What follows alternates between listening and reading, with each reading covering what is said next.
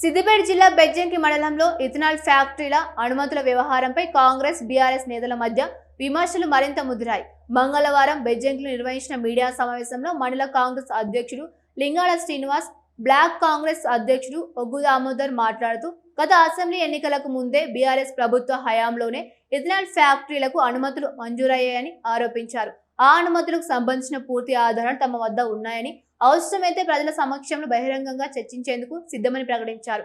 Ethanol ఫ్యాక్టరీల వల్ల జల వాయు కాలుష్యంపై ప్రజలు ఆందోళన వ్యక్తం చేసిన సమయంలో మాజీ ఎమ్మెల్యే రసమై బాలకిషన్ ఇప్పుడు ప్రజల పక్షాన పోరాడుతున్నట్లు మాట్లాడడం రాజకీయ అవకాశవాదమేనని విమర్శించారు. గతంలో అనుమతులు ఇచ్చి ప్రస్తుతం వాటికి వ్యతిరేకంగా ఉద్యమం చేసినట్లు చెప్పడం ప్రజలను తప్పుదోవ పట్టించే ప్రయత్నమని పేర్కొన్నారు. సిపిఎం, ముద్రా సంఘం తదితర ప్రజా సంఘాలు చేపట్టిన ఆందోళనను రాజకీయంగా ఉపయోగించుకోవాలని చూడడం సరికాదని అన్నారు. ఫ్యాక్టరీల అనుమతుల విషయంలో మాజీ ఎమ్మెల్యే పాత్రపై తమ వద్ద స్పష్టమైన ఆధారాలు ఉన్నాయని, అంబేద్కర్ చౌరస్తా వద్ద బహిరంగ చర్చకు రావాలని రసమై బాలకిషన్ కు సవాల్ విసిరారు.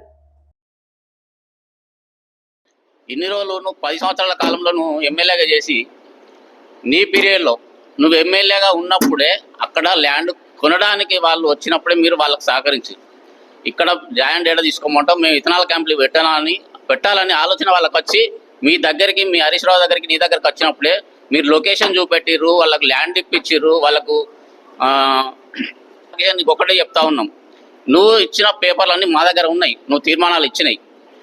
రేపు పొద్దుగాల ఇప్పుడు మా మండల అధ్యక్షుడు చెప్పినట్టుగా రేపు పొద్దుగాల అంబేద్కర్ కాడ కూర్చుందాము, పేపర్లు పట్టుకొని రా, దేనికైనా మేము సిద్ధంగా ఉన్నాం.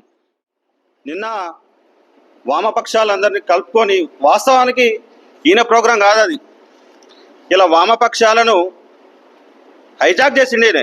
వాస్తవానికి సిపిఎం పార్టీ వాళ్ళు మరి ఏదైతే ఆ ఇథనాల్ కంపెనీ గురించి దుర్వాసన వస్తుంది, ప్రజలకు వ్యర్థాలు వస్తున్నాయి బయటికని మొన్నటి నుంచి వాళ్ళు పాపం అక్కడ పోయి ప్రెస్ మీట్ పెడతా ఉన్నారు. దాన్ని నేను హీరోను కదా, వాళ్ళు ముందటుంటే ఎట్లా అని ఈయన ముందటికి వచ్చి నిన్న ఏదైతే ఎంఆర్ఓ ఆఫీస్ ముట్టడి కార్యక్రమానికి వచ్చిండో